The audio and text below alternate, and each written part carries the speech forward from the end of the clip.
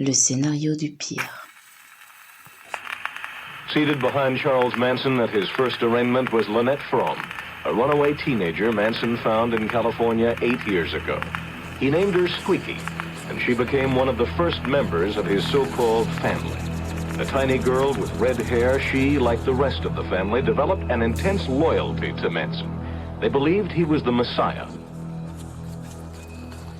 Bonjour, je suis Julie. Et je suis Philippe. Nous sommes très heureux de vous retrouver pour ce nouvel épisode du scénario du pire. La promesse que nous vous faisons est de parcourir avec vous des faits divers, des affaires criminelles ou judiciaires vraiment improbables, soit parce que la tournure des événements dépasse la fiction, soit parce que les protagonistes sont totalement atypiques. Et avant de nous lancer dans la narration, on va vous parler de Podlab. Podlab, c'est le nouveau studio dans lequel on enregistre. C'est un espace de coworking, mais dans lequel on retrouve un studio son, un studio de podcast et un studio télé. Alors ici, on est sur une table ronde avec 4 micros, une console Rode.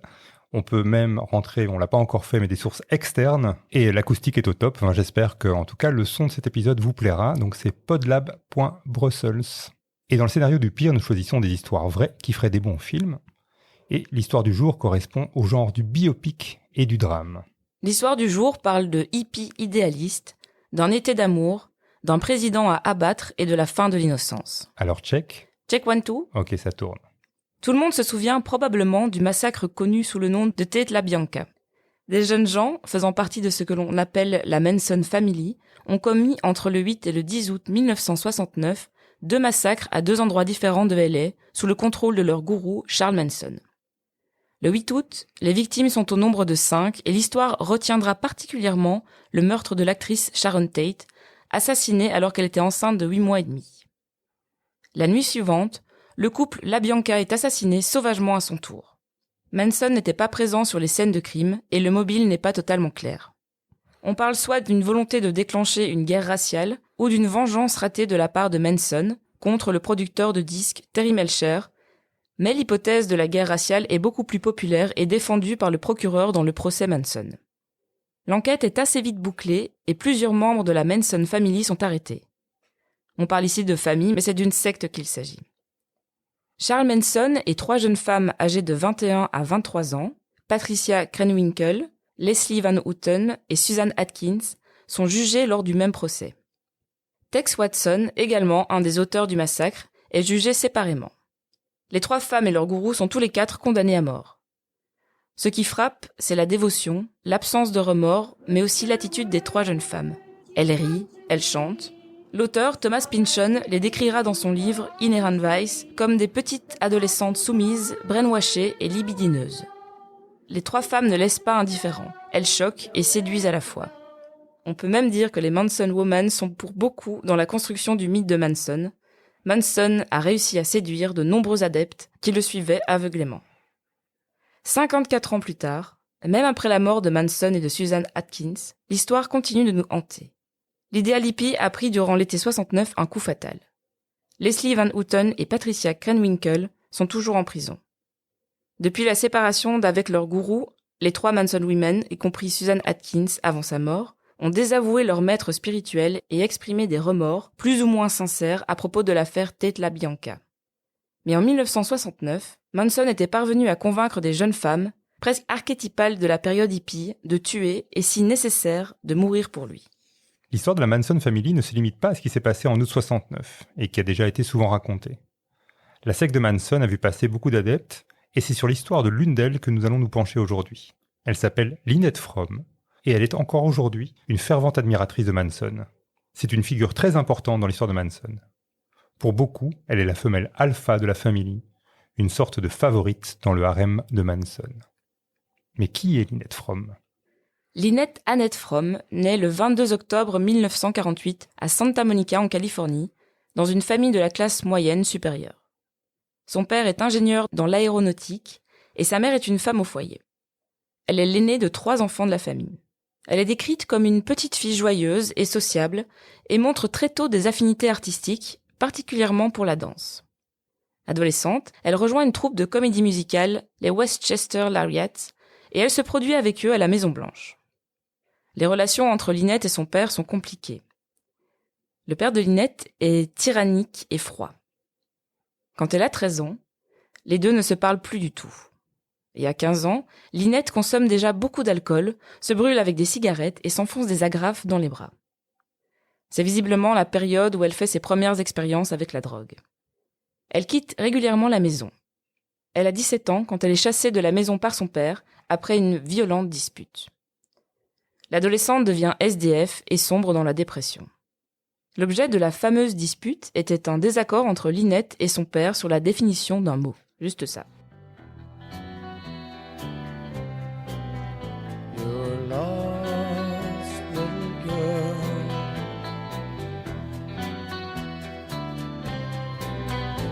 You're lost. C'est une jeune fille à la dérive qui rencontre Charles Manson à Venice Beach en 1967. Selon ses biographes, Lynette est en larmes quand elle croise le gourou. À l'époque, Manson se fait appeler le jardinier, car il s'occupe des enfants fleurs, de Flower Children. Les Flower Children sont une autre manière de désigner les hippies.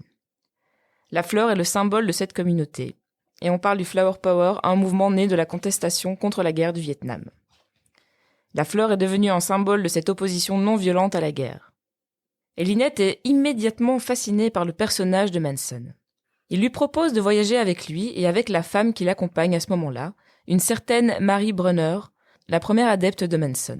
Et je pense que même ça a été sa psy avant de devenir son adepte. Marie ? Oui, Mary Brunner. Eh ben, elle a fait du bon travail. Mmh. Manson, quand il rencontre Lynette, a 32 ans et a déjà passé près de la moitié de sa jeune vie en maison de correction puis en prison. Et lors de ses rares moments de liberté, Manson s'essaye au métier de souteneur et prostitue des jeunes femmes. Un Mac, quoi. Un pimp. Oui. Pimp. Lors de sa seconde incarcération, Manson s'est intéressé à la scientologie et à Dale Carnegie, auteur décédé en 1955, mais hyper populaire dans les années 70. Carnegie est le grand théoricien de l'influence. Manson sort de prison en mars 1967. L'époque est à la fascination pour le contrôle des esprits. Le projet 112, MKUltra et Edgewood Arsenal, qui intègrent des recherches parfois dérangeantes sur la manipulation mentale, sont en cours depuis longtemps. Le LSD fait l'objet de théories un peu folles qui fascinent à la fois la CIA et la contre-culture. D'ailleurs, à sa sortie de prison, Manson a été mis sous la supervision du chercheur en criminologie et agent de probation fédéral Roger Smith. Jusqu'au printemps 1968, Smith a travaillé la H. Ashbury Free Medical Clinic, la HAFMC, que Manson a fréquenté. C'est la chose. Le HAFMC. Non, ça fait con de dire ça, non? Non, le HAFMC. HAFMC. Le HAFMC a reçu des fonds, apparemment de la CIA dans le cadre du projet MKUltra, pour étudier les effets de drogues comme le LSD et la méthamphétamine. Les patients de la clinique sont devenus les sujets de leurs recherches, y compris Manson. Un chercheur notera que sous l'effet du LSD, Manson était un sujet dont la personnalité avait changé de manière très abrupte. Dans son journal, Lynette écrit « Il savait ce que c'était d'être pris au piège, car il n'avait été libéré que récemment après 7 ans et demi de prison. Puis il m'a révélé un aperçu d'une vie passée dans et hors de l'enfermement, de la douleur, de la colère et de la paix, qui a finalement trouvé en se connaissant et en s'acceptant lui-même. Il allait vers le nord pour voir sa mère, m'a-t-il dit, et je pourrais l'accompagner si je le voulais. J'ai pensé à mon copain, et cet homme était un parfait inconnu. Apparemment, quelqu'un l'attendait. J'ai lutté avec la décision. Finalement, il a dit « Je ne peux pas me décider pour toi ». Il a souri avec bienveillance et est parti. À peine avait-il parcouru un demi-pâté de maison que j'ai saisi mon sac de livres et j'ai couru pour le rattraper. Fin de citation. On est dans la deuxième moitié des années 60 et la société américaine est très polarisée.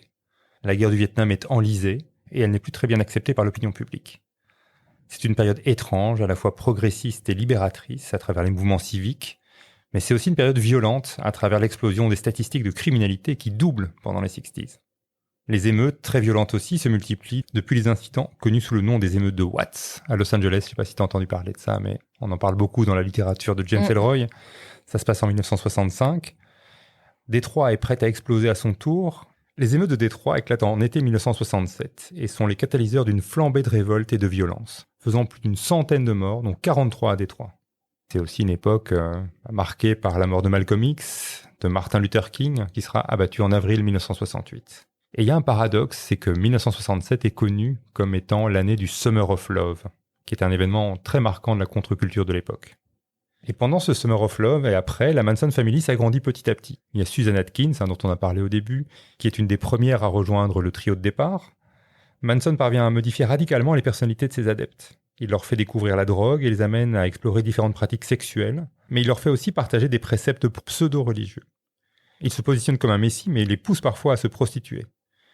Il les initie aussi au creepy crawling. Alors ça, c'est une pratique qui consiste à entrer secrètement dans la maison de quelqu'un et sans faire de mal à personne, laisser une preuve que quelqu'un est entré dans la maison. Par exemple, en réorganisant les meubles ou bien en mangeant et en laissant les restes de façon très ostentatoire sur la table. Et l'idée, c'est de rappeler aux gens que le caractère sacré de leur maison a été violé. Et en fait, rétrospectivement, ça ressemble quand même à un entraînement pour le massacre Ted LaBianca, tout ça. Ouais, à fond. Manson s'était finalement entouré d'individus assez fragiles qui avaient déjà perdu la connexion avec la société. On le voit dans Lynette, par exemple, elle a vraiment été très très rejetée par sa famille et donc c'était une proie relativement facile. Bah, c'est souvent le cas de toutes sortes de sectes avec des gourous. Enfin, ils cherchent les gens faibles. Exact. Surtout dans une époque en fait très polarisée, justement, où il y a des ruptures qui devaient être encore plus radicales qu'aujourd'hui. Et en 1968, Manson et son groupe, qui compte déjà 20 membres, trouvent refuge dans un ranch qui s'appelle le ranch Span. Alors le ranch Span a été utilisé, c'est assez connu, comme endroit, il a été utilisé par des producteurs hollywoodiens. Il a servi de lieu de tournage à des séries comme Bonanza ou Lone Ranger dans les années 50-60. Il appartient à un vieux monsieur aveugle qui s'appelle George Span. Span aime bien Manson, ils s'entendent bien, et il conclut un deal. Le groupe peut s'installer dans une des cabanes abandonnées sur le territoire du ranch, et en échange, ils vont travailler dans le ranch.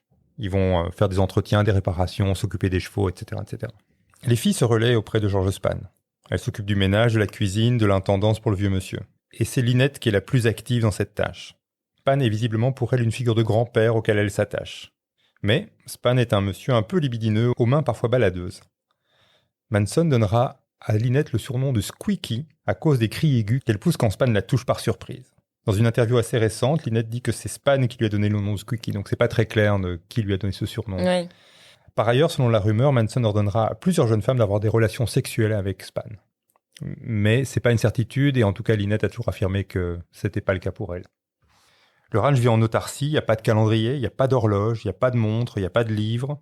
Les membres de la famille n'ont pas le droit de parler de leur passé. Je pense que c'est un cliché de la secte, de ne pas pouvoir parler de son passé. C'est-à-dire qu'on fait vraiment une vraie table rase de son passé. De pas en parler ou juste d'isoler les membres de la secte de son... Ouais, peut-être. Je pense que ce sont deux choses différentes, mais effectivement, il y a la rupture des liens sociaux et puis il y a une rupture aussi avec son passé. Comme ça, on est un être neuf et malléable. Et puis même physiquement, les membres de la Manson Family sont très isolés du reste du monde. Et au plus ils sont isolés, au plus ils sont sous la coupe de Charles Manson, qui devient de plus en plus paranoïaque. Alors les Mansonites, comme on les appelle parfois, font les poubelles, parce qu'en fait ils se nourrissent de ce qu'ils trouvent dans les poubelles. Ils sont vraiment dans une logique d'économie circulaire, déjà à l'époque. La récup. Oui, c'est de la récup. Ils ne veulent pas prendre des choses de valeur. Donc voilà, ils sont vraiment anticapitalistes. Mais ils consomment des quantités invraisemblables de drogue. Et puis, ils font de la musique. D'ailleurs, il y a pas mal d'enregistrements. C'est la musique de Manson, évidemment, qui est omniprésente. Et donc, il y a quand même un petit studio d'enregistrement. Alors, le son n'est pas incroyable. On va passer un petit extrait d'un morceau qui s'appelle Get On Home. Get on home. Come on home, little children, come on home. When you see the children who's on their head, if you dare look at them, soon you will be dead. Get on home, home, home, get on home. Get on home, home, home, get on home. Come on home, little children, come on home. Baby's gonna disappear from the mama's arms. There's gonna be a lot of fear, but we'll be on the run. Get on home, home, home, home, get on home. Get on home, home, home, home, get on home. Come on home, little children, come on home. C'est surtout dérangeant de penser que... Enfin, j'ai déjà vu des vinyles de Manson et tout, mais t'as pas envie d'acheter ça, quoi. Non, mais c'est surtout... comme si t'achetais des tableaux d'Hitler, quoi. Enfin, les dessins. Oui, c'est ça, exactement. Ouais, et puis il y a un côté très prophétique dans les paroles. En fait, les paroles sont très violentes. C'est chanté, t'as l'impression que c'est une chorale de jeunes filles en fleurs, mais en fait, quand tu écoutes les paroles, d'ailleurs, l'extrait qu'on vient d'entendre, ça termine par Soon you will be dead. C'est très menaçant. Ouais, en plus, ouais. C'est passé. Il y a aussi une frustration du gars qui a pas réussi parce qu'il voulait quand même être musicien. Oui, à la oui, base, tout à donc, fait. Ouais. Il y a un peu la frustration. Il aurait auditionné pour rejoindre les Monkees et je pense que c'était un proche des Beach Boys. Ouais, il y a eu des histoires avec des groupes. Ouais. Et à propos de musique, Manson transmet à ses adeptes son interprétation de Helter Skelter des Beatles. C'est une des chansons du célèbre White Album des Beatles. Et dans l'esprit de Manson, c'est une chanson prophétique qui annonce la fin du monde, consécutive à une guerre civile raciale et violente. Alors, quand tu regardes les paroles de Helter Skelter, c'est quand même difficile d'en déduire que ça parle d'une guerre raciale, mais voilà.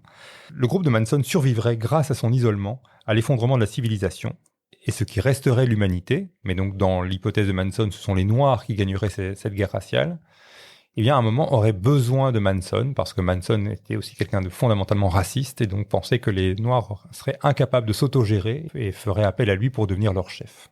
Et Lynette est convaincue par cette prophétie. Elle participe à l'organisation de la vie autarcique et elle adore cette vie-là. En fait, elle est très heureuse. Elle a écrit des mémoires dont j'ai lu quelques extraits, donc j'ai pas pu trouver le livre en PDF et j'ai pas envie de l'acheter.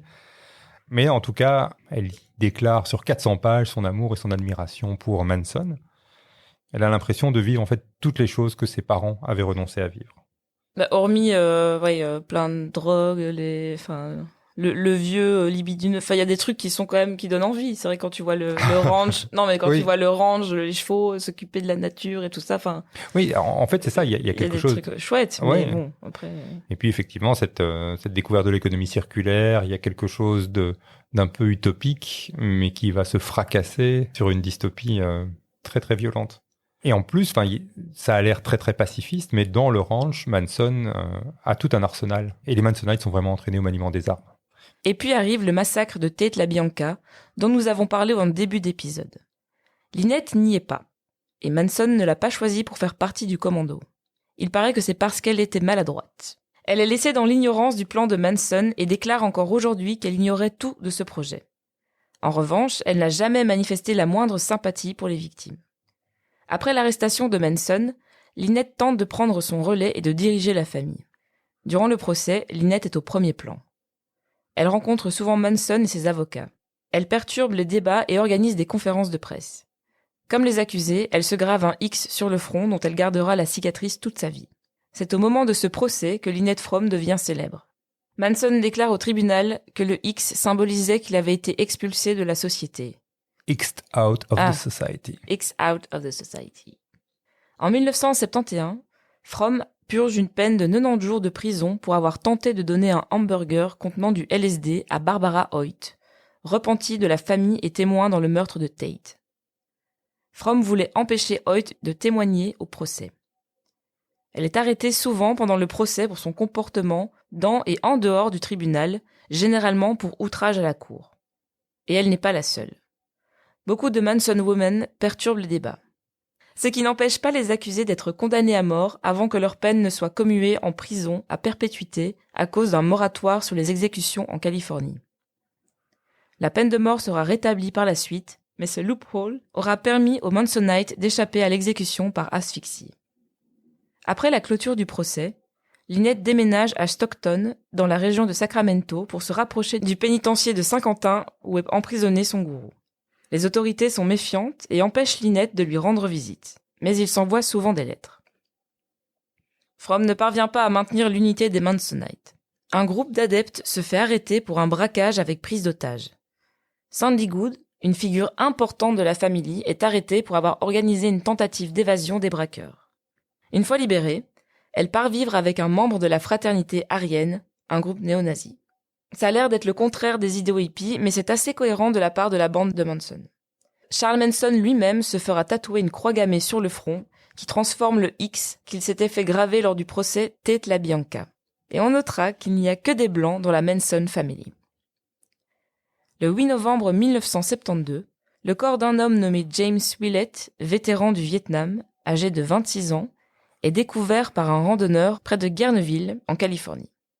Quelques mois plus tôt, il avait été forcé de creuser sa propre tombe, puis avait été abattu et mal enterré. Son corps décapité a été retrouvé avec une main dépassant de la tombe.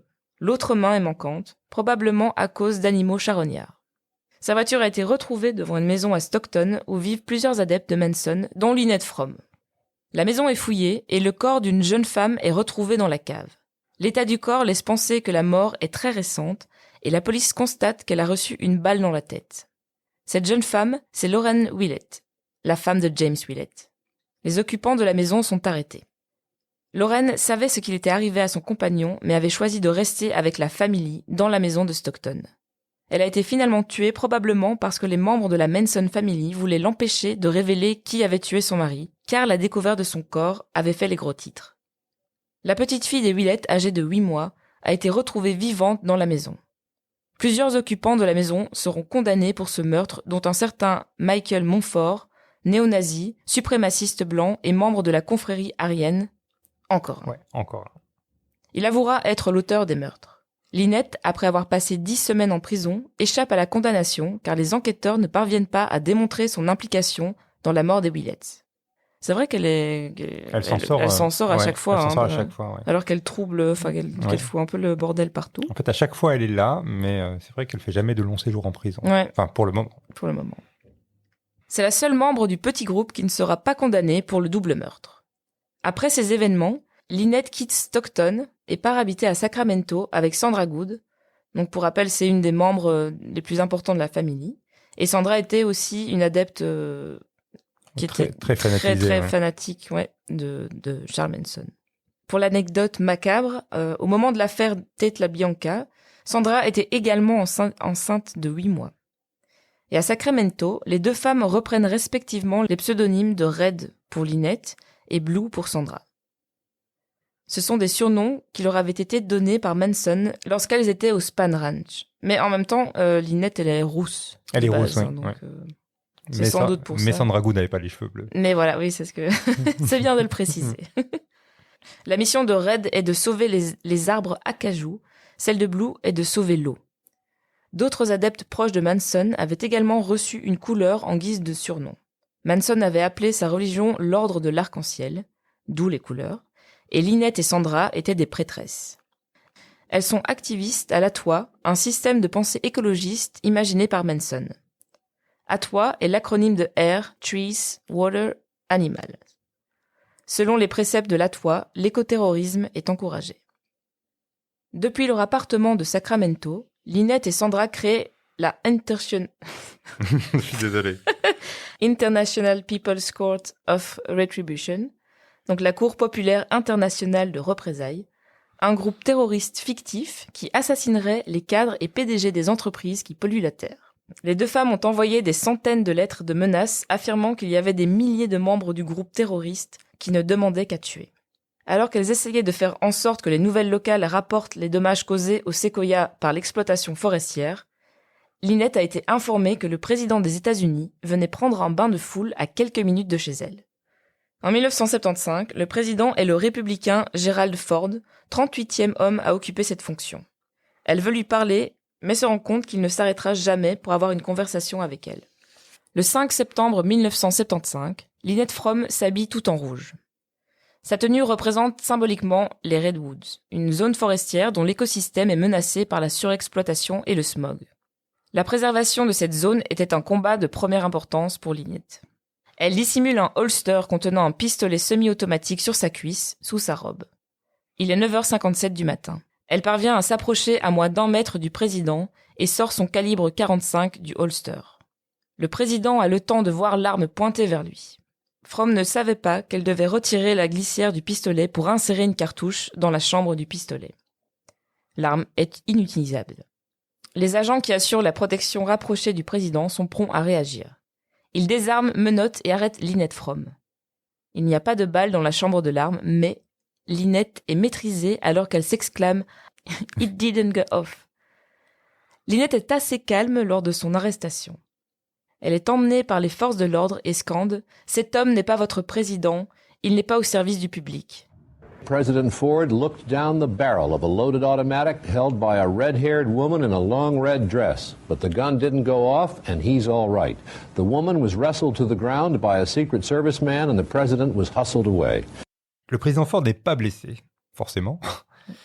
Mais il est emmené par des agents des services secrets. On voit ces images aussi sur YouTube. Il est mis au courant de l'incident, mais décide malgré tout de ne pas bouleverser son planning de la journée. Je trouve que c'est quand même pas mal, quoi. Ouais. Aucun souci, Mhm. pas de trauma, c'est normal, quoi. Et donc, juste après, il rencontre le gouverneur de Californie sans mentionner la tentative d'assassinat. Le 15 septembre 1975, Lynette fait la couverture du Time Magazine. Et le titre tient en quelques mots « The Girl Who Almost Killed Ford ». Elle fait aussi la couverture de Newsweek, et sur celle-ci, on la voit dans sa tenue rouge au moment de son arrestation. Et le titre est « It didn't go off. Can you believe it? It didn't go off ».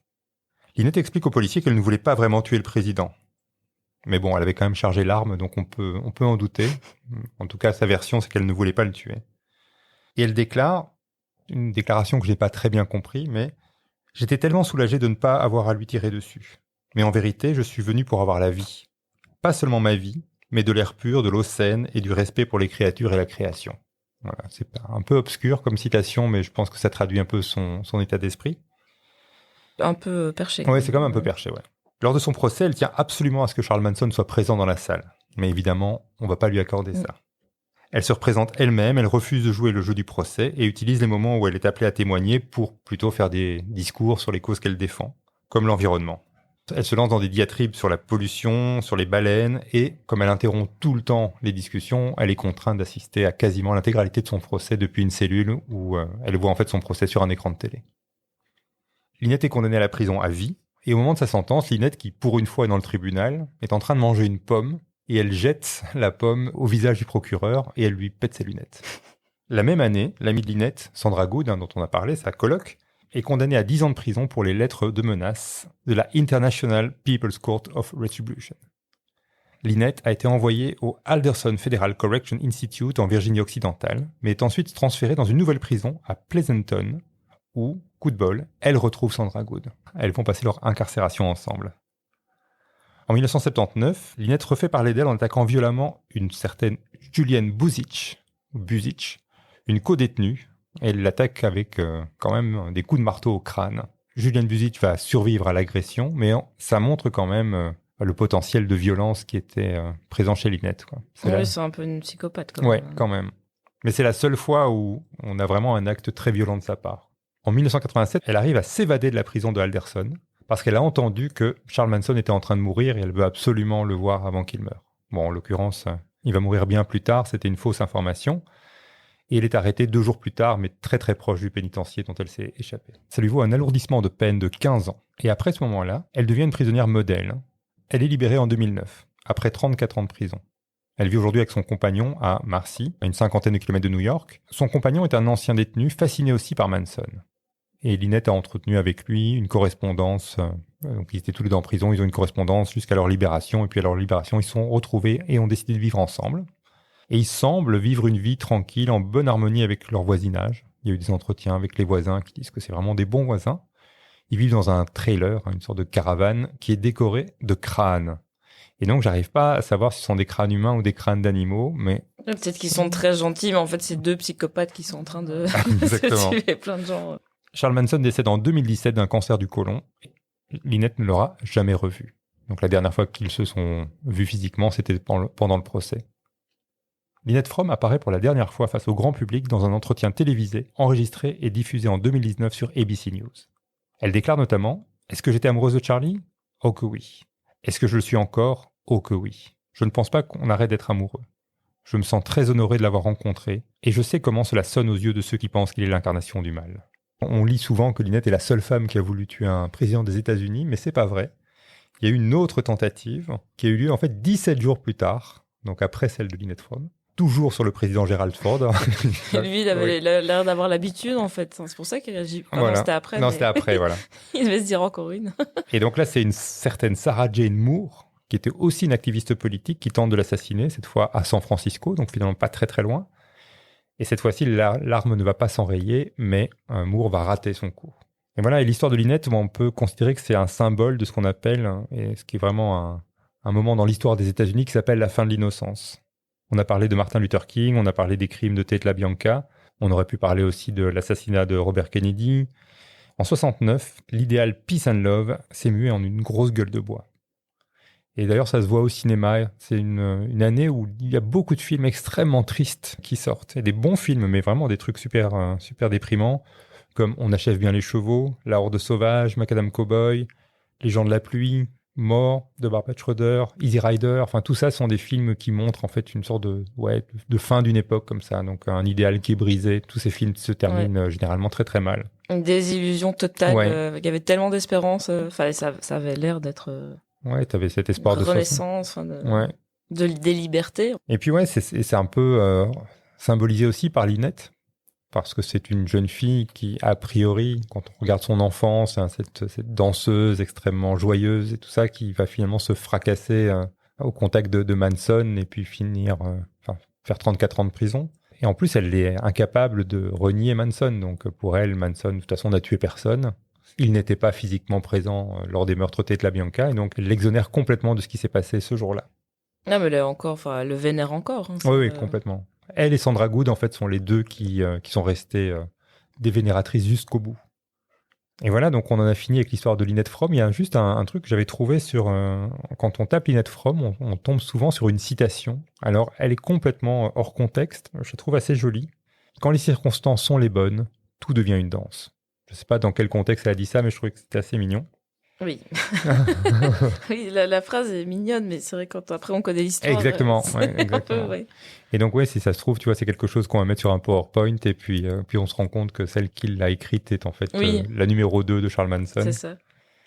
Et voilà, donc on va terminer sur la partie cinéma et musique. Donc il y a pas mal de films qui parlent de la famille Manson. Je pense qu'il y en a quelques dizaines, des films et des séries. Le massacre de la Bianca a fait aussi l'objet de plusieurs films, et le plus connu, c'est Once Upon a Time in Hollywood de Quentin Tarantino, un film de 2019, mais qui est une uchronie, c'est-à-dire qu'il ne respecte pas en fait ce qui s'est passé. Hein. On peut spoiler ? On spoil. Oui. Donc à la fin, Sharon Tate n'est pas assassinée par la famille Manson dans le film. Alors Charles Manson, c'est un rôle qui doit être assez séduisant pour les acteurs. Et il y a un gars qui l'a joué 2 fois, qui s'appelle Damon Harriman, qui l'a joué et dans la série Mindhunter et dans le film de Tarantino, justement. C'est pas souvent que t'as un acteur qui joue 2 fois le même rôle. Non. Alors, il y a eu d'autres Manson qui étaient très bons. Il y en a un dans un film qui s'appelle Zeroville de James Franco. Alors, le film Zeroville est très mauvais, mais il y a aussi le personnage de Manson qui est interprété par Scott Hayes, qui physiquement est assez bluffant. Voilà, nous, notre choix pour Manson, c'est pas facile d'en trouver un nouveau, mais donc on avait pensé à Aaron Paul, l'acteur, le jeune dans Breaking Bad, petit acteur très nerveux avec quelque chose d'assez sombre dans le visage. Mais il faut l'imaginer avec la barbe. Les cheveux, exactement. Pour Lynette, donc dans Once Upon a Time in Hollywood, c'est Dakota Fanning qui joue Lynette Fromm. Alors elle lui ressemble vraiment pas. Mais nous, on avait deux options pour le casting. Alors, ton option à toi, c'était ? C'est Rachel Hurd-Wood. Mm-hmm. Donc, elle a joué dans Peter Pan, dans Le Parfum. Oui. Et elle est un peu rousse avec un petit visage candide. Oui, effectivement, physiquement, elle est vraiment parfaite. Petit nez en trompette et un peu, qui peut avoir un petit côté inquiétant par moment. Et moi, j'avais pensé à une actrice, mais elle est un peu âgée pour le rôle, mais c'est Ellie Kemper, qui est connue pour son premier rôle dans Unbreakable Kimmy Schmidt, et aussi pour être la réceptionniste à partir de la saison 2 ou 3 de The Office US. Aussi une rousse assez pétillante, qui a aussi quelque chose d'assez proche physiquement de Lynette Fromm. Et pour le soundtrack, évidemment, c'est une période extraordinaire. On a le choix. Oui, il y avait du choix. Ouais. On aurait pu mettre Helter Skelter des Beatles, mais bon, on vous sert beaucoup de Beatles dans ce podcast. On est parti sur quelque chose de beaucoup moins connu, qui pourrait témoigner de cet amour inconditionnel de Lynette pour Charles Manson. Et c'est un morceau de The Grassroots qui s'appelle I'd Wait a Million Years, dont on va écouter un petit extrait.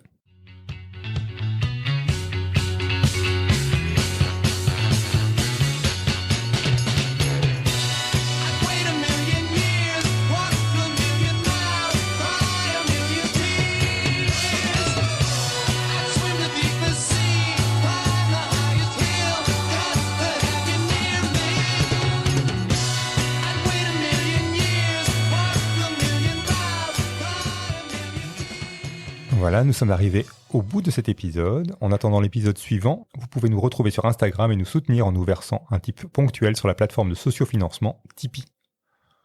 Nous vous retrouvons prochainement pour un nouvel épisode qui tournera autour d'une sous-culture un peu oubliée et d'un massacre au couteau de boucher.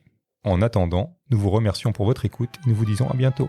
Merci et à bientôt. Le scénario du Pire remercie Pierre Chevalier pour sa précieuse collaboration.